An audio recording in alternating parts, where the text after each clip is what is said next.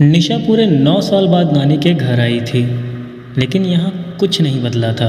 वही पुराने लोग, कच्ची सड़कें, घने जंगल और वो जंगल के अंदर वाली गुफा। सबका कहना था कि उसके अंदर एक घर है जिसमें हर तरफ सांप भरे हुए हैं और उसमें भयानक प्रेत आत्माओं का निवास है। गांव में किसी की हिम्मत नहीं होती थी कि कोई गुफा क्या उस जंगल के पास से भी गुजर जाए। निशा हमेशा से उसके अंदर जाना चाहती थी, क्योंकि उसे इन सब बातों में विश्वास नहीं था। उसे लगता था कि ये सब बस लोगों का अंधविश्वास है जो पीढ़ी दर पीढ़ी बढ़ता जा रहा था। इन लोगों ने वहाँ कुछ ऐसा छुपा रखा होगा जिसके बारे में ये लोग बाहर वालों को पता नहीं लगने देना चाहते, इसलिए ये सब अफवाह फैलाई हुई है। निशा ने कहानियों, उपन्यासों और फिल्मों में देख रखा था कि जब किसी को किसी जगह पर कुछ छुपाना होता है तो वो उस जगह के बारे में ऐसे ही अफवाह फैला देते हैं। इस बार तो उसका कज़िन अमन भी उसके साथ आया था। उसे अपनी खुरापातों को अंजाम देने के लिए एक साथी भी मिल गया था। रात हो चुकी थी, दोनों ने खाना खा लिया था और सोने चले गए, लेकिन सिर्फ घर वालों की नज़रों में। रात के करीब 10 बज रहे होंगे, सब सो गए थे। अमन और निशा ने टॉर्च और कैमरा लिया और अपने कमरे से बाहर आए। उन्होंने बरामदे का दरवाज़ा आराम से खोला और घर के बाहर निकल गए। हवाएं बहुत तेज़ चल रही थी। रात के घने अंधेरे में हवाओं की साएं साएं अपने आप में ही डरावना माहौल बना रही थी। उल्लुओं और सियारों की कर्कश आवाज़ें कानों में चुभ रही थी। रात का सन्नाटा भी अपने आप में बहुत कुछ समेटे हुए था। पेड़ों की परछाई ऐसी लग रही थी जैसे कई लोग हाथ बढ़ाया पकड़ने को आए तब पकड़ने को आए। शरीर में गलती से कुछ लग जाए तो अच्छों की जान बाहर निकलने को हो जाए। अमन और निशा कच्चे रास्ते की तरफ बढ़ने लगे। हर पल यही लग रहा था जैसे कोई पीछा कर रहा हो। दोनों के पसीने छूट रहे थे, तब भी दोनों आगे बढ़ते ही जा रहे थे। अभी दोनों ने जंगल में प्रवेश ही नहीं किया था, निशा को पीछे से आवाज़ सुनाई दी, बचाओ बचाओ, मुझे भूत ने पकड़ लिया है, मुझे तेरे साथ आना ही नहीं चाहिए था। ये अमन था, जिसका पैर किसी ने अचानक पीछे से पकड़ लिया था। अरे तू पागल है क्या? भूत वगैरह कुछ नहीं होता, थोड़ा नीचे झुक कर देख, किसी चीज़ में तेरा पैर फंस गया होगा। तू किताबें पढ़ पढ़ के ज़्यादा ही कल्पनाओं में रहने लगा है। सच में अमन का पैर एक झाड़ी में फंस गया था। हाँ तो सच कह रही थी, और दोनों हंसते हुए आगे की ओर बढ़ने लगे। मैदान खत्म हुए, गांव भी पीछे यूँ दूर दिखाई देने लगा। अब जंगल शुरू हो गया था। घनी झाड़ियाँ, हवाओं की वजह से डालियाँ आपस में टकरा रही थीं। पत्तों की आवाज़ से ऐसा लग रहा था जैसे कई लोग तालियाँ बजा रहे हों।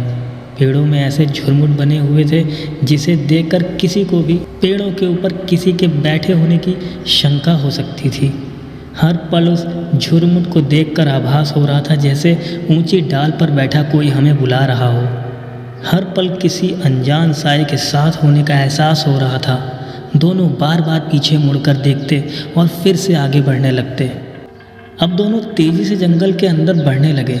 निशा ने कहीं से पता लगाया था कि गुफा के पहले एक बहुत बड़ा बरगद का खोखला पेड़ है, जिसके पीछे ही गुफा का मुंह है, जो कि काफ़ी भारी और मंत्रों से बंधे पत्थर से बंद किया गया है। उस खोखले पेड़ के बारे में मान्यता थी कि 100 सालों से ऐसे खोखला ही है, फिर भी उस पेड़ को कुछ नहीं हुआ। दोनों उस पेड़ के पास पहुँचे ही थे कि अचानक निशा की टॉर्च जलने बुझने लगी और कुछ समय बाद बंद ही हो गई। चारों ओर सन्नाटा था। अमन तो ठिठुरा हुआ ही था, लेकिन उस जंगल का भयावह दृश्य देखने के बाद निशा की हिम्मत भी टूट रही थी। कुछ ही देर में अमन की टॉर्च भी बंद हो गई। अब तो दोनों की सिट्टी पिट्टी गुम थी। दोनों एक दूसरे को देख भी नहीं पा रहे थे। तभी अचानक ऐसा लगा जैसे निशा को किसी ने पीछे की तरफ से अपनी ओर खींचा हो। अमन, क्या ये तुम हो? देखो मजाक मत करो, ये सही समय नहीं है मजाक करने का। अरे निशा, तू पागल है क्या? मेरी हालत खुद खराब हुई पड़ी है, मैं क्यों कोई मजाक करूँगा? मुझे तो अफसोस हो रहा है कि मैं कैसे तेरी बातों में आकर यहाँ तक आ गया। पता नहीं हम इस जंगल से बाहर निकल भी पाएंगे या नहीं। कौन है मेरे पीछे? निशा पीछे देखने के लिए जैसे ही मुड़ती है, अचानक से उसके सामने एक भयानक तांत्रिक आ जाता है। कौन हो तुम दोनों और यहाँ क्या कर रहे हो? क्या तुम्हें पता नहीं कि इस जंगल के अंदर आना तो क्या, लोग इसके आसपास से भी दिन में नहीं गुजरते। जो भी आया है यहाँ से उसकी लाश तक वापस नहीं गई है। और तुम दोनों यहाँ रात में, वो भी जंगल के बीच तक आ गए, कैसे? वो हम दोनों वो बगल वाले गांव से। बस बातें नहीं, जहाँ से भी आए हो उल्टे पांव वापस लौट जाओ। अमन कहता है, अरे आप तो बिल्कुल हॉरर मूवीज़ के बाबा के जैसे दिखते हो और बातें भी उन्हीं की तरीके कर रहे हो। ये हंसने का समय नहीं है, तुम दोनों अभी बच्चे हो और तुम्हें लगता है यहाँ के बारे में सब कुछ तुम्हें पता है। अगर जानते होते तो यहाँ कभी नहीं आते। अभी के अभी जंगल से चले जाओ। अगर जंगल ने तुम्हें अपना मेहमान मान लिया तो पूरी ज़िंदगी यहीं रह जाओगे। अमन कहता है, अगर ऐसा है तो आप अभी तक कैसे जिंदा हो? आपको ये कहानियाँ सुनाने के लिए रखा हुआ है क्या जंगल में? बस।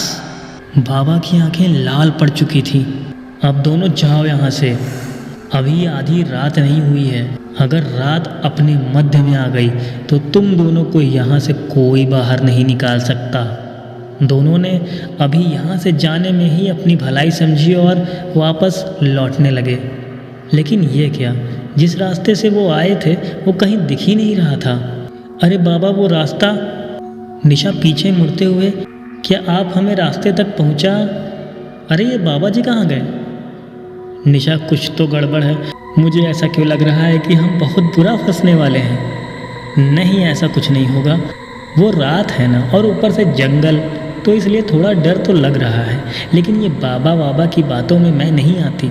ऐसे मैंने बहुत देखे हैं, इन्हीं लोगों को बस पागल बनाना आता है। निशा ने अपनी बात पूरी ही की थी कि निशा बचो। अमन निशा को पीछे खींचते हुए बहुत तेज चिल्लाया। एक भेड़िया जो निशा से कुछ फीट ही दूर पर खड़ा था, उसके मुंह से खून टपक रहा था, जैसे अभी अभी किसी को बड़ी दरिंदगी से मार कर आया हो। उसके नुकीले दांत देखकर दोनों की रूह थर्रा रही थी।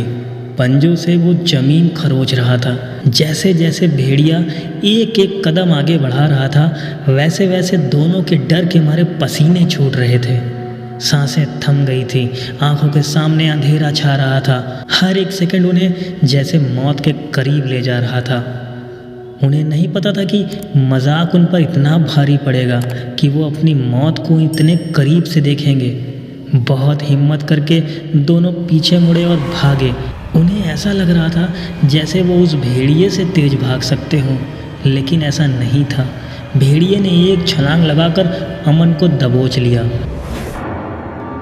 अमन को कुछ नहीं सूझ रहा था, गले से आवाज़ नहीं निकल रही थी। निशा जहाँ खड़ी थी वहीं बुत सी बन गई।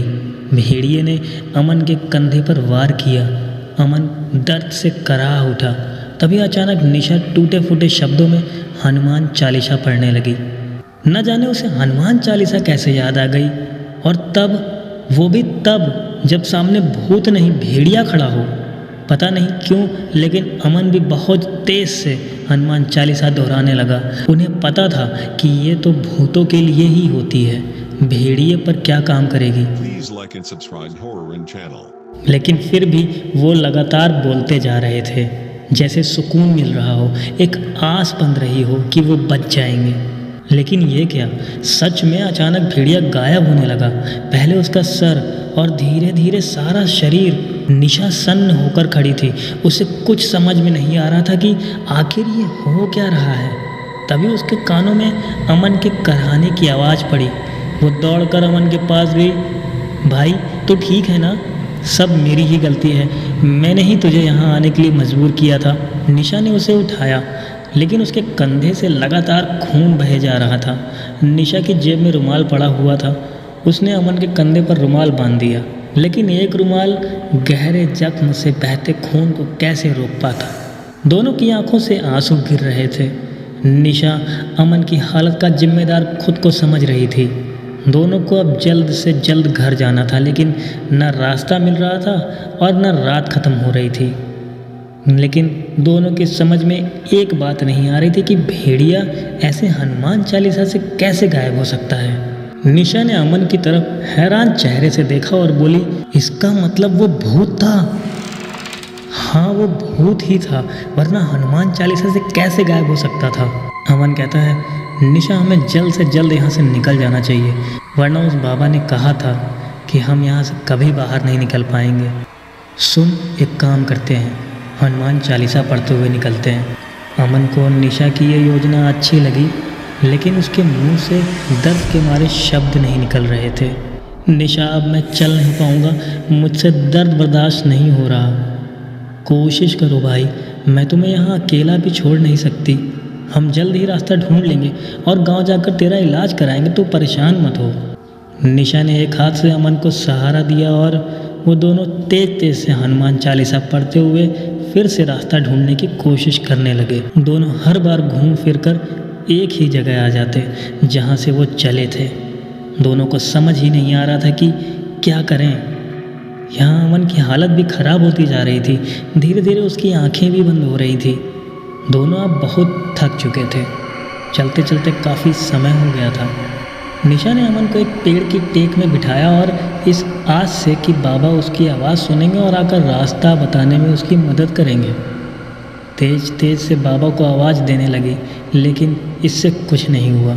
तभी उसे अमन की आवाज़ सुनाई दी, निशा, निशा बचाओ, मैं नीचे धंसा जा रहा हूँ, ये पेड़ मुझे अपने जड़ों में अंदर खींच रहा है।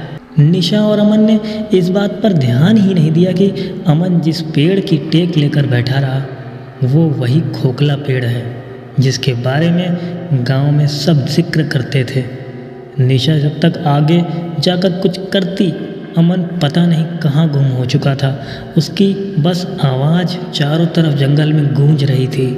दोस्तों, इसके आगे की कहानी मैं आप लोगों को नेक्स्ट पार्ट में नेक्स्ट वीडियो में सुनाऊंगा। चैनल को सब्सक्राइब करके बेल आइकन भी ज़रूर दबा लें, ताकि जब वीडियो अपलोड हो आप लोगों तक सबसे पहले पहुंच जाए। मिलते हैं नेक्स्ट एपिसोड में।